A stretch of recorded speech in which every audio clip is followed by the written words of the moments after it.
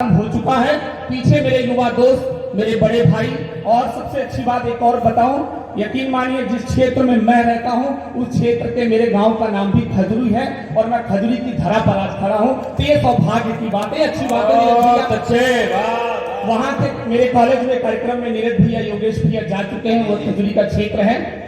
आइए बात यहां से प्रारंभ करता हूं, मेरे साथ जुड़ जाइएगा, राजनीतिक लबादे हटा करके पर मेरे साथ जुड़ करके जुड़िएगा। बात यहां से प्रारंभ करता हूं। मैं मुंबई के कवि सम्मेलन में गया सर, वहां पर पत्रकार ने पूछा कि भारत में क्या है। मैंने जवाब दिया, जवाब सही हो बस यहीं से मेरे साथ जुड़िएगा। हमने बचपन से सुना सर, प्रबंधक सर, प्रधानाचार्य जी, कि भारत में राम है, कृष्ण है, सूर है, कबीर है, तुलसी है, तमाम ऐसी बातें सुनी है। लेकिन मैंने कहा अब इसी जवाब के साथ साथ जुड़िएगा। अगर आपको लग जाए कि जवाब में हमारे 3:1 का एक प्यारी बात छुपी हुई है तो आपका तालियों का प्यार है। मैंने उसे कहा भारत में क्या है। मैंने कहा कि भारत में यह है कि पिछले 2 साल के रूस और यूक्रेन के युद्ध में यूक्रेन से केवल एक गाड़ी को जाने की अनुमति मिली, जिस गाड़ी पर मेरे भारत का तिरंगा हुआ था। ये भारत में है, ये भारत में है।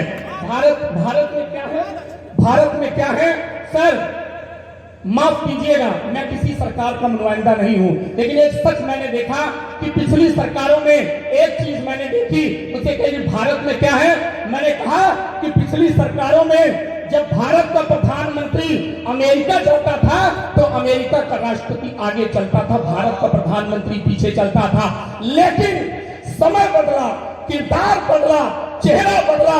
आज जब भारत का प्रधानमंत्री अमेरिका जाता है तो भारत का प्रधानमंत्री आगे चलता है, अमेरिका का राष्ट्रपति चलता है।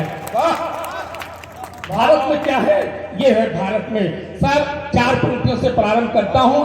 एक नेता पंजाब का नाम नहीं लूंगा, वो कहता है कि पाकिस्तान अच्छा लगता है।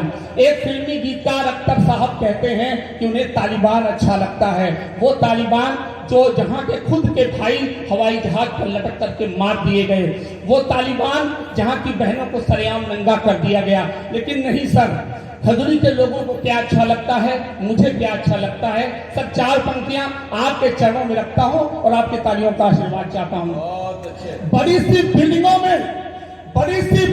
में नफरती सामान लगता है, बड़ी सी बिल्डिंगों में नफरती सामान लगता है, मगर मिट्टी का अपना प्यार का मकान लगता है। न अच्छा चीन, अमेरिका, न पाकिस्तान लगता है, सभी देशों से सुंदर अपना हिंदुस्तान लगता है। सभी देशों से सुंदर अपना हिंदुस्तान लगता है सर।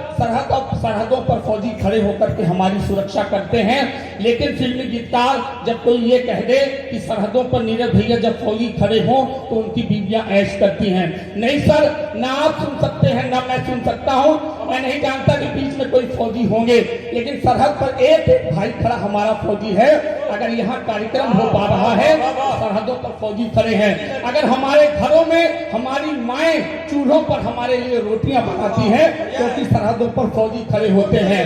अगर हमारी भाभियों की मांग में सिंदूर जिंदा है क्योंकि सरहदों पर फौजी खड़े होते हैं। अगर हमारी बहनों के हाथों में भाइयों की कलाइयों के लिए राखियां हैं तो सब सरहदों पर फौजी खड़े होते हैं। तब 4 पंक्तियां फौजियों के लिए पढ़ता हूं और उन नेताओं को जवाब देता हूं जो फौजियों पर गंदी राजनीति करते हैं कि ये पानी मुस्कुराहट का कभी खारा ना आएगा, ये पानी मुस्कुराहट का कभी खारा ना आएगा। विजय पथ पर चलेंगे हम, कभी हारा न जाएगा। ये नेता अपने पेटों को अगर सैनिक बना लेंगे तो सरहद पे कोई फौजी कभी मारा न जाएगा।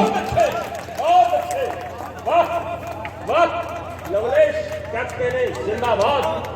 ये नेता अपने पेटों को अगर सैनिक बना लेंगे तो सरहद पे कोई फौजी कभी मारा ना जाएगा। मोहब्बत में शहर की बूंद का किरदार न होता।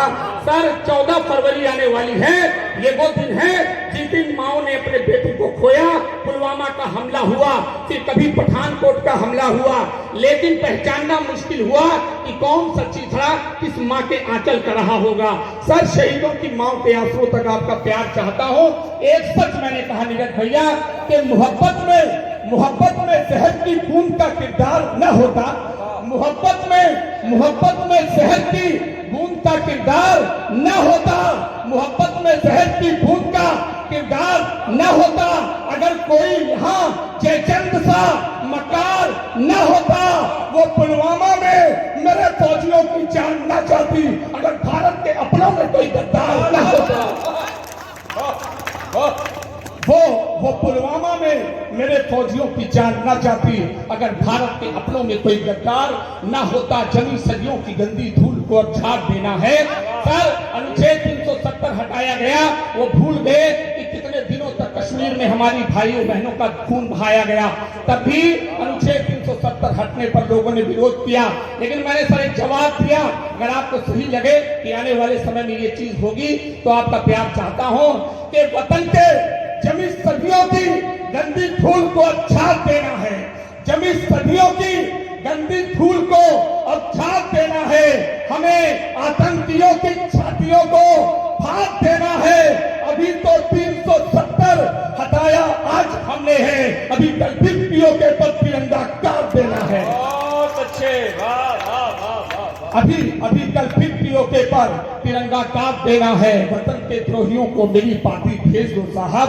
दिल्ली के जेएनयू से नारे लगते हैं कि हमें आजादी चाहिए।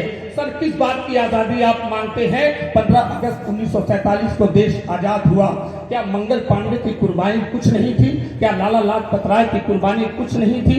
क्या सुभाष चंद्र बोस की कुर्बानी कुछ नहीं थी? क्या विपिन चंद्र पाल की कुर्बानी कुछ नहीं थी? क्या चंद्रशेखर आजाद की कुर्बानी कुछ नहीं थी? क्या भगत सिंह की कुर्बानी कुछ नहीं थी? क्या लाल बाल पाल की कुर्बानी कुछ नहीं थी? क्या रानी लक्ष्मीबाई की कुर्बानी कुछ नहीं थी? क्या रानी अवंतीबाई की कुर्बानी कुछ नहीं थी? क्या बेगम हजरत महल की कुर्बानी कुछ नहीं थी? क्या लियाकत अली की कुर्बानी कुछ नहीं थी? आप आजादी के नारे लगाते हो? नहीं साहब, कि आजादी के नारे लगाने वालों की जगह कहां होनी चाहिए।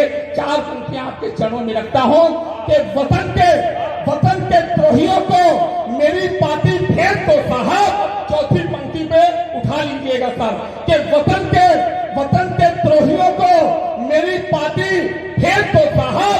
पहनने को उन्हें चूड़ी की सांची भेज दो साहब। जो आजादी है मांगे आज के आजाद भारत में, उन्हें जिन्ना की गोदी में कराची भेज दो साहब।